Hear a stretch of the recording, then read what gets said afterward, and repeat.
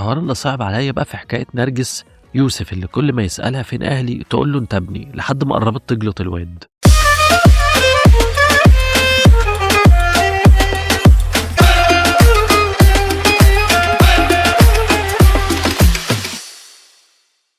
يا مساء الفل على مستمعين بودكاست الكتابة فكرة، وحلقة جديدة من سلسلة ليه رمضان، ومراجعة مسلسل حكاية نرجس لريهام عبد الغفور، حمزة العيلي، السيناريو والحوار لعمار صبري، سكريبت دكتور محمد إسماعيل أمين، والإخراج لسامح علاء. أولا أنا بعتذر لكم بس عشان عندي دور برد كده مبهدلني، بس قلت لازم برضو أسجل لكم الحلقة. لما نتكلم بقى عن مسلسل حكاية نرجس فهو دراسة نفسية مهمة، بس ليه بقى المسلسل ده نجح، وهل فعلا يدعو للتعاطف مع المجرم؟ في المراجعة هنتكلم في النقط دي. بداية كده خلينا متفقين إن ده من المسلسلات اللي أنقذت الموسم الرمضاني، وده لأنه مش مجرد مسلسل فيه قصة درامية، ده دراسة نفسية عن كيفية تحول الشخص المجرم، والمسلسل تناول ده نفسيا بشكل غير مباشر، ودي أكبر ميزة السيناريو عملها. والنقطة دي مع الرسالة هنتكلم عليها، بس خلينا نتكلم عن كام نقطة في السيناريو الأول. أول نقطة هي كتابة العالم اللي بتدور فيه الأحداث والعلاقات بين الشخصيات، واللي اتعمل بشكل ذكي جدا، وبقول بشكل ذكي لأنه مع بناء العالم خلاك فهمت في البداية إيه اللي بتعاني منه شخصية نرجس من ضغوط من عيلتها أو من الناس اللي حواليها، إنها ما خلفتش أو إنها اتطلقت للسبب ده. وبناء العالم جه وفقا للبيئة اللي عايشة فيها نرجس، واللي اتفهمت من تاني مشهد على طول.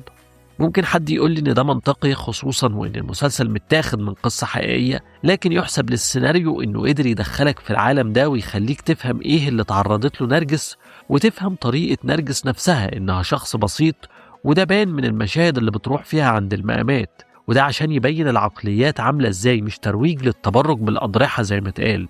السيناريو بيوريك طريقة تفكير ناس بسيطة. وبرضه السيناريو قدر يعرض التدرج اللي حصل على نرجس في رحلتها من التحول من شخص عادي لمجرم، واللي شفناه بشكل سلس، وده من خلال طريقة تنفيذها لعمليات الخطف. انت شفتها في الأول خايفة ومتوترة، وكمان عندها جزء من الإحساس بالذنب، وبتحاول تبرر لنفسها اللي عملته، لحد ما وصلنا لآخر طفل كانت بتخطفه بثقة من غير خوف، ومن غير ما تحط مبررات ولا تحس بذنب. دي خطفت آخر عيل وراحت تعمل عيد ميلاد للواد اللي خطفاه برضه وعاملاه ابنها، من غير ما يظهر عليها أي إحساس بالذنب. وده كان دليل على إن التحول اللي بيحصل لشخص عمره ما بيكون سريع، ده بيبقى تدريجي. وبرضه المجرم ما بيبقاش مجرم في يوم وليلة، هو بيظهر بشكل تدريجي لحد ما بيبقى الشر بالنسبة له عادي. وده السؤال اللي كان بيحطه المسلسل بشكل غير مباشر: إزاي الإنسان العادي ممكن يتحول لمجرم؟ والأسباب اللي ظهرت على نرجس هنا كانت ضغوط البيئة وضغوط الأسرة، واللي كانت ساعات بتوصل للتنمر من والدتها أو القسوة عليها، وبالتالي ابتدت تدور على أي طريقة عشان تتفادى التنمر ده. ودي في حد ذاتها دراسة نفسية مهمة، بتوريك الظروف المحيطة بالشخص ممكن تعمل فيه إيه. بس السيناريو حاول برضو إنه يخليك ما تتعاطفش معاها بشكل كامل، وده من خلال قتلها لأم جوزها بشكل مش مباشر. دي كانت طريقة ذكية من السيناريو إنه يبعد أي فكرة للتعاطف، لأنك هنا بتشوفها بتتحول لمجرمة ما عندهاش مشكلة تأذي أو تقتل علشان تخفي جريمة عملتها. وإضافة كمان الجزء الخاص بإنها خطفت أطفال تاني وساعدت جوز أختها عشان يبيعهم، دي تخليك ما تتعاطفش مع الشخصية. لو تعاطفت عشان خطفت عيل واحد عشان نفسها، فأنت بتشوف واحدة أذت ناس كتير علشان تخفي جريمة، جوزها وأمه وأهالي الأطفال اللي خطفتهم. وأكيد لو ما كانتش اللي عملته ده جريمة ما كانتش هتعمل كل الأذى ده عشان تخفيه، يبقى بالتالي ما ينفعش يكون في تعاطف من الأساس. والصراحة أي حد تلاقوه تعاطف مع نرجس بعد كل ده انتوا اللي تخافوا منه. ده كان هدف السيناريو من الجزئية الخاصة بخطف باقي الأطفال اللي بعيدة عن القصة الحقيقية والناس استغربت منها. بس أنا أعتقد السيناريو حط الجزئية دي عشان يقدر إنه يبعد فكرة التعاطف مع المجرم، وكل ده كان من خلال أحداث من غير جمل خطابية أو حوارات مباشرة. ودي حاجات تحسب للسيناريو اللي كانت الشخصيات مكتوبة فيه بشكل مميز جدا، خصوصا شخصيات عوني ونرجس. وفكرة إنه جاب إن هو كمان عنده رجل مبتورة، فده اللي مخلي جواه إحساس بالنقص، وبالتالي بقى منصاع أكتر لنرجس بسبب إحساسه بالنقص، خلت الشخصية تتصدق أكتر. ونرجس برضو اللي بيحركها ناحية الجرائم النقص، فاختارت شخص عنده مشكلة عشان تحس إنها أفضل منه وتفرض سيطرتها عليه. ومع كلامي عن الشخصيات طبعا لازم أتكلم عن الأداءات التمثيلية. ريهام عبد الغفور قدمت أقوى أداء نسائي في الموسم الرمضاني ده من وجهة نظري، أداء لشخصية صعبة مليانة تناقضات وقدرت تعكسها بشكل مبهر، على الرغم من إنها كمان قدمت الشخصية في مراحل عمرية مختلفة وده كان تحدي قدرت إنها تعمله بسهولة. حمزة العيلي كان مقدم معاها أداء هايل بالذات في التحولات اللي عكسها في الحلقات الأخيرة. تامر نبيل وبسنت أبو باشا عملوا أداءات مميزة.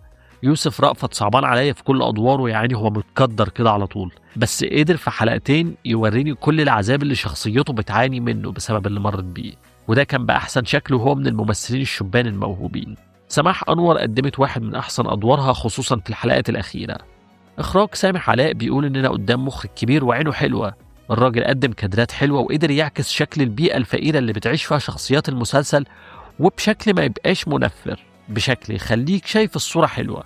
أما روح بقى لرسالة المسلسل، فهو كان زي ما قلت بيقدم دراسة نفسية للتحول اللي ممكن يحصل لإنسان، ورسالته بتقول إن كل واحد لازم ياخد باله من الكلام اللي بيقوله. انت ممكن تكون بتقول كلمة أو تعليق يكون جواه تنمر، أو حتى كلمة انت بتشوفها عادية، بس الكلمة دي ممكن تكون بتهد نفسية شخص، بتأذيه نفسيا وبتحسسه بنقص، أو تحسسه بوجع تخليه مع الوقت يتحول لوحش أو مسخ بيأذي ويضر اللي حواليه عشان ياخد حقه أو يثبت عكس اللي انت بتقوله. كل كلمة بتطلع منك وانت بتقولها بشكل عادي ومش مهتم ولا مركز انت بتقول ايه، ممكن تكون خنجر بينغرس في قلب اللي قدامك، تقتل جواه الإنسانية أو تقتل ثقته بنفسه وتحسسه بالنقص. كل إنسان محتاج إنه يوزن كلامه ويبقى عارف كويس بيقول إيه لمين، يبقى عارف كويس وزن الكلمة وتأثيرها، عارف إن في كلمة بتقتل أو تهد وكلمة بتبني وتنور الروح. الإنسان مخلوق غلبان، كلمة واحدة ممكن تخلي يومه كله يتغير. الكلمة الحلوة بتخلي يومه أحسن وتخليه يحب يعيش. رسالة المسلسل حطها بشكل غير مباشر، ويمكن أكد عليها بجملة في آخر حلقة، بس فعلا رسالة حلوة. والمسلسل بشكل عام دراميا وإنسانيا وتمثيليا يستحق تقييم 8.5/10، وده من المسلسلات اللي فعلا هتعيش. دي كده كانت مراجعتي لمسلسل حكاية نرجس. مناقشة الحلقة بقى إيه العمل اللي شفتوه فعلا رسالته أثرت فيكم؟ مستني رأيكم في الكومنتس على اليوتيوب أو على فيسبوك انستجرام، وتابعوني على تيك توك عادل أبو الفضل. ولو عجبتك الحلقة خليك شريك فيها بلايك وشير وسبسكرايب، واستنوني في الحلقة اللي جاية من سلسلة ليه رمضان، وسلام عليكم.